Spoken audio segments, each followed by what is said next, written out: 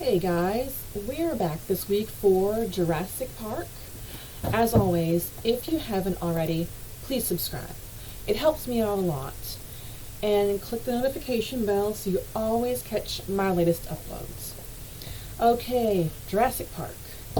I saw this in the theater when it was released in 1993, 3 years after publication. And it was such a groundbreaker, so much so that the theater was so packed that not all groups and families could sit together.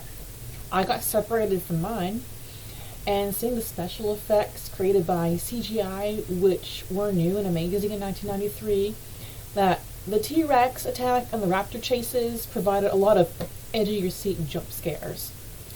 2 years later, I read it for the first time as part of a class assignment, but I didn't understand it at the time because I was 15. Now that I've read it again and understand it, and seen Jurassic Park as well as all its sequels, I have all the information I need to make a good video. Now, what the book and the movie have in common: the same island full of dinosaurs, all the same major players in the story, and many of the same action sequences, including the T-Rex attack, the raptor chase, and the same double agent computer programmer Dennis Nedry, who ends up as dinosaur food. What is only in the movie, some character shifts. There's kind of a role reversal in the two kids. In the book, Tim is the older one, and the one who's handy with computers, and the one who tries to outsmart the raptors when they chase them through the kitchen. Lex is the younger one, who has the very close brush with death, and we'll get to more on that later. The investigation of the island is based on a wrongful death and not a collection of suspicious activity noted in the book. Enter the litigator Gennaro, whose character is amalgamated with the unlikable publicist Ed Regis in the book. Because in the book, Gennaro is likable.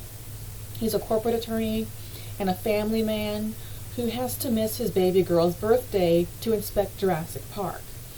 So making him the cowardly and unlikable money-grubbing ambulance chaser makes it funny when the T-Rex snatches him right off the porcelain throne. Also only in the movie is a somewhat happy ending, when all of the likable characters escape the island with as few dinosaurs dying as possible, because this was intended to be a family-friendly action-adventure science fiction movie. The book is quite a bit darker, but definitely far from boring. It starts off as a sci-fi mystery.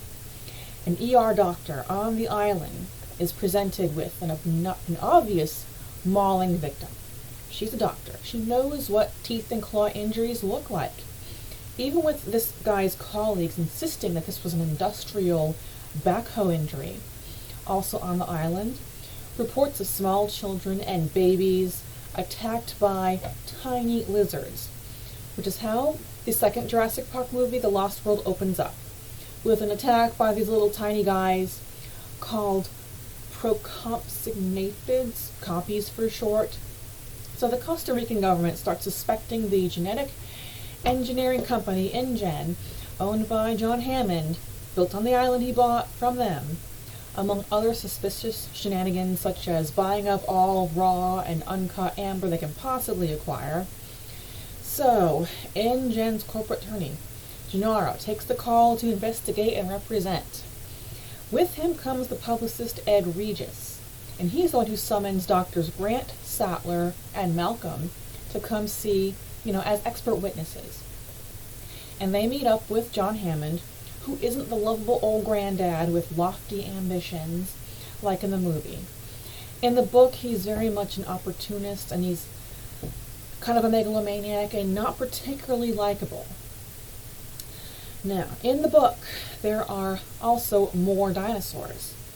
Dr. Grant and the kids find nests with dinosaur eggs before the sabotaging of the security system by Nedry, leaving them all open to attack by the predatory dinosaurs. They also see a younger T-Rex, literally hundreds of raptors and compies, and Dr. Sattler treats a sick Stegosaurus.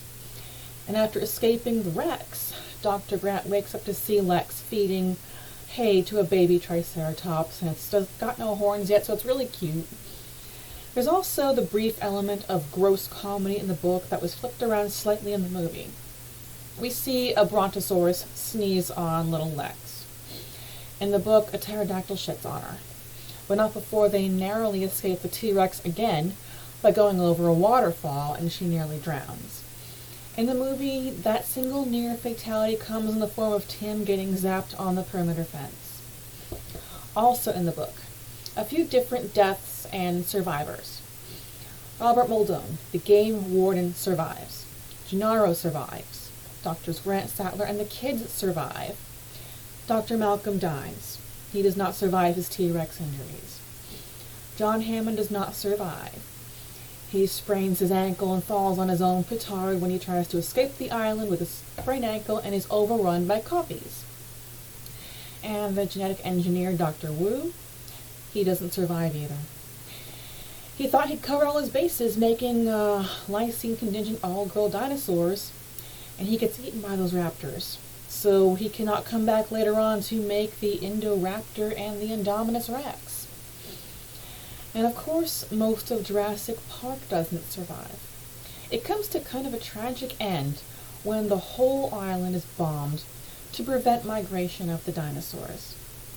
But that's not the end of the story. The story ends with some mysterious predatory activity on a neighboring island, suggesting very clearly that the raptors outsmarted everyone in the end.